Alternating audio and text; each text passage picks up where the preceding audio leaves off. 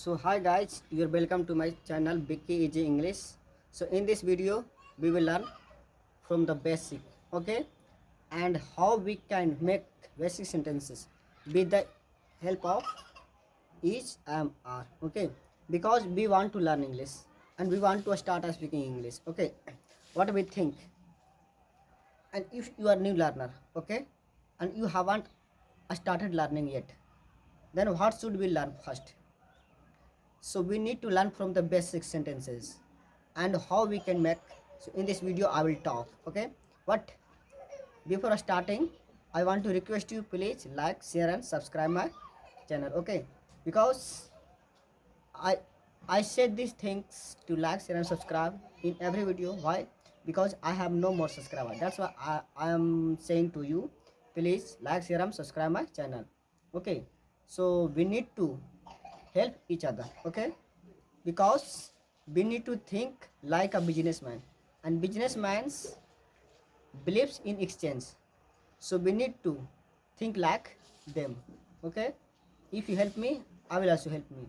We need to do this thing, then we will learn together and we will improve our speaking English.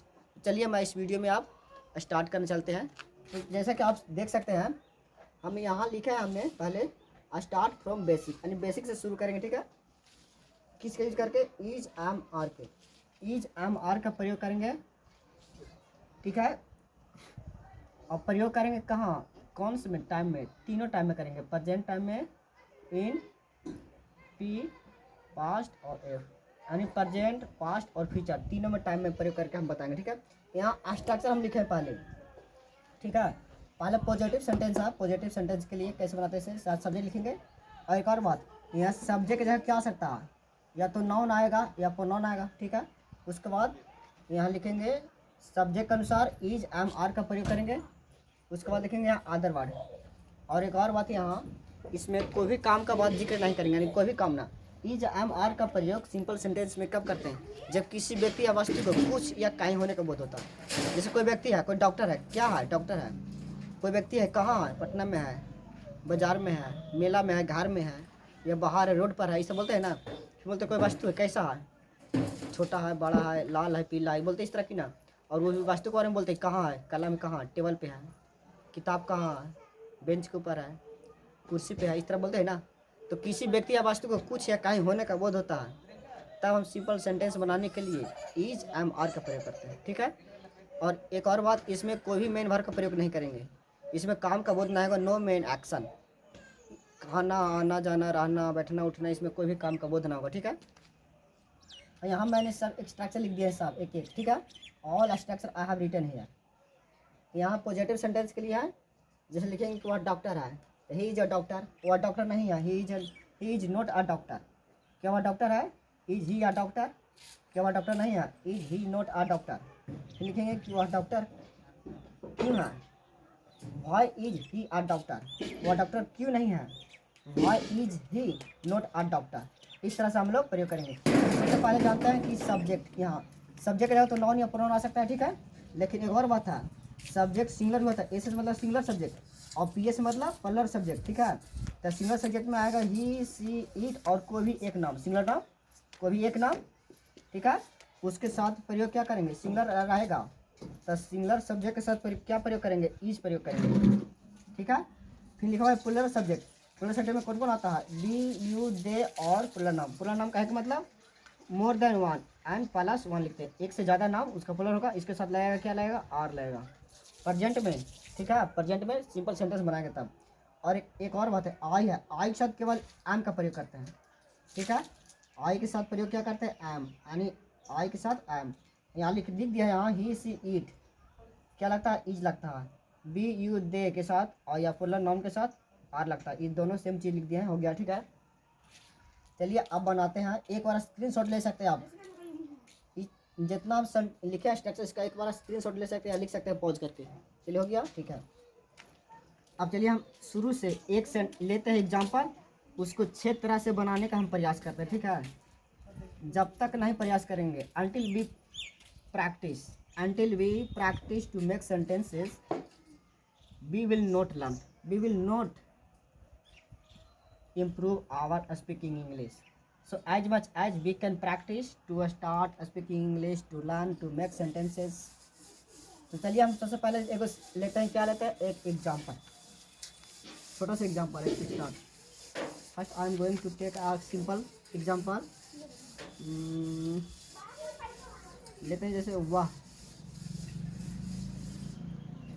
एक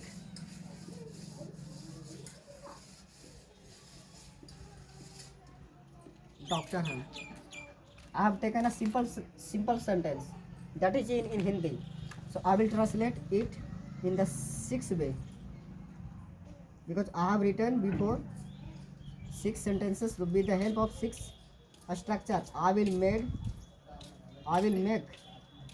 6 types sentences. 1, 2, 3, 4, 5, and last one is 6. So here I will translate this Hindi sentence. यहाँ लिखा हुआ वह एक doctor है, वह एक doctor, वह के लिए हो जाएगा क्या, ही, और यहाँ सी भी लिख सकते हैं, ठीक है। बताओ आज जैसे अगर लिखा हुआ यहाँ वह एक डॉक्टर है, इससे पता नहीं चल रहा है कि वह हम स्त्रीलिंग के बारे में बात कर रहे हैं या पुल्लिंग के बारे में, तो ही की जगह हम सी भी लिख सकते हैं, ठीक है, ठीक। तो ही, और हम बताए थे कि ही और सी एक सिंगुलर सब्जेक्ट है, ठीक। तो इसे सब लगेगा इज, तो ही और सी, ही अगर लिखना है कोई भी एक तो कोई भी एक लिख सकता है, ठीक है। चलिए हम एक मिटा देते हैं, कितना घबरा जाता है इसीलिए, ठीक है। तो लिख दिए ही से लगता है इज, लिख दिए ही इज आ डॉक्टर, ठीक है। ये बन गया पॉजिटिव में, पॉजिटिव सेंटेंस हो गया ये। और लेते हैं नेगेटिव, नेगेटिव में हो जाएगा वह डॉक्टर नहीं है, तो हो जाएगा he is not a doctor. This sentence is in negative,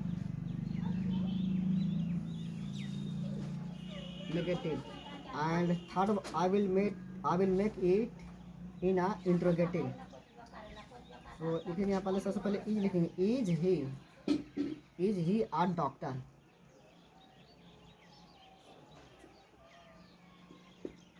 and अगला बनाएंगे इंट्रोगेटिव और नेगेटिव साथ में, is he not a doctor. और बताएंगे डब्ल्यू एच मतलब कि वह डॉक्टर क्यों है, कैसे है, ये लिखते हैं, वह डॉक्टर कैसे क्यों है, तो क्यों का होता है why is he a doctor. And वह डॉक्टर क्यों नहीं है, लेकिन why is he not a doctor. देखा कि आपने एक सेंटेंस को, हमने एक हिंदी सेंटेंस लिए, वह एक डॉक्टर है, इसको 6 तरह से बनाए, ठीक है। जो हमने यहाँ बनाए थे, स्ट्रक्चर लिखे थे 6, पहला यहाँ पॉजिटिव, फिर negative, interrogative negative, W H negative. उस स्ट्रक्चर की मदद से हम लोग एक सेंटेंस को 6 तरह से बना सकते हैं, ठीक है। We can make 6 way of 1 sentence. तो चलिए अगला एग्जांपल लेते हैं को। ये तो बता देंगे कोई व्यक्ति क्या है, अब बताते हैं कोई कहाँ है, इसे ले लेते हैं इसे। जैसे लिखते हैं कि राम पटना में है, राम पटना में है, तो लिखेंगे राम एक सिंगलर नाम है, एक नाम है, तो इसके साथ लगेगा इज लगेगा, राम इज कहाँ है, पटना में, तो हो जाएगा इन पटना, राम इज इन पटना, ठीक है। ये हो गया कोई व्यक्ति कहीं होने का बोध हो गया, कहीं होने का कि कहाँ है वो, पटना में। वेयर का यहाँ मिलेगा आंसर, तो कहाँ है, पटना में। अच्छा, जैसे बोलेंगे कि हिंदी लेते हैं, हिंदी सेंटेंस लेते हैं कि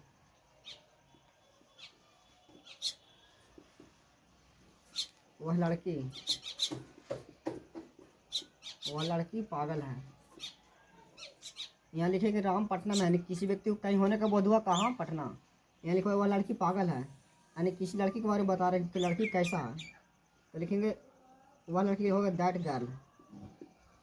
दैट गर्ल एक लड़की के बारे में बात कर रहे हैं तो हो जाएगा is, that girl is mad. बताओ कोई व्यक्ति को क्या होने का बोध हो रहा है, कैसे यहाँ बताए पलाई बता देते कि किसी व्यक्ति को, कोई व्यक्ति को कुछ या कहीं होने का बोध होगा तो प्रेजेंट में इज एम आर का प्रयोग करेंगे अकॉर्डिंग टू सब्जेक्ट। ठीक है, यहाँ लिखा हुआ वह लड़की, तो वह लड़की ने एक लड़की के बारे में बात कर रहे हैं तो हो जाएगा दैट गर्ल, वह लड़की को होगा दैट गर्ल। अगर आता है यह लड़की, अगर आता है यहाँ यह लड़की तो होता है यहाँ दिस लिख देते हैं, दिस गर्ल इज मैड। ये लड़की पागल है ना, बोलते हैं यह लड़की पागल है। अगर दूर पर है तो बोलते हैं वह लड़की पागल है। ठीक है, नज़दीक रहेगा तो दिस और दूर रहेगा तो दैट। ये लड़की का कुछ होने का बोध हो रहा है, क्या होने का बोध हो रहा है, पागल, या समथिंग। ठीक है, या कुछ होने का बोध हो रहा है ना, एनीथिंग, समथिंग।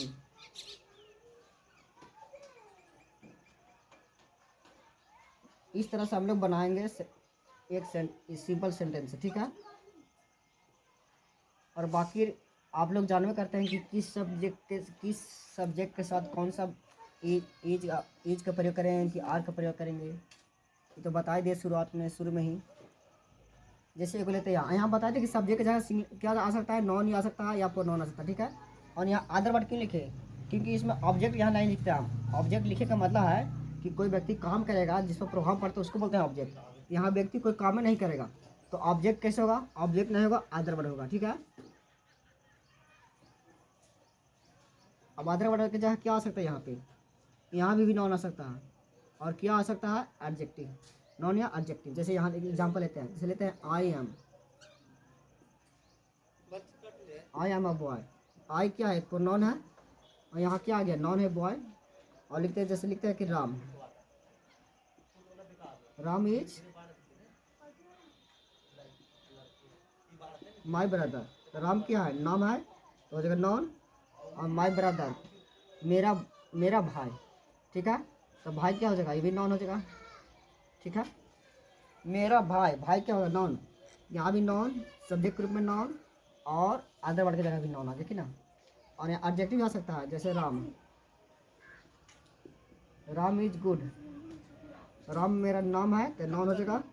ये राम के बारे में बताया गया है कि क्या है, राम कैसा है, गुड अच्छा है, तो हो जाएगा एडजेक्टिव। ठीक है,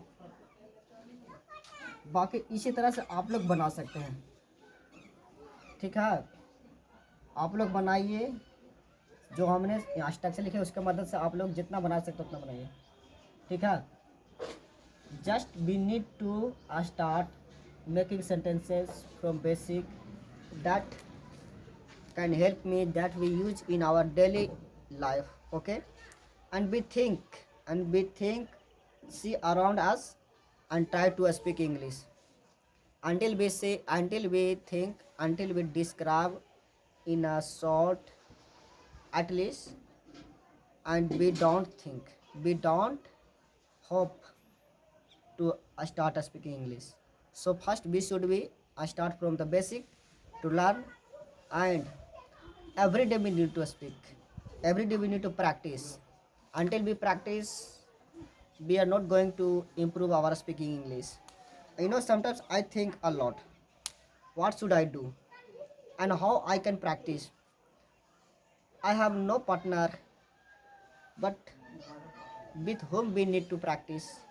So if you are also new learner like me, then you can also try to speak by making these kinds of simple sentences that I have told you before. Okay, and now any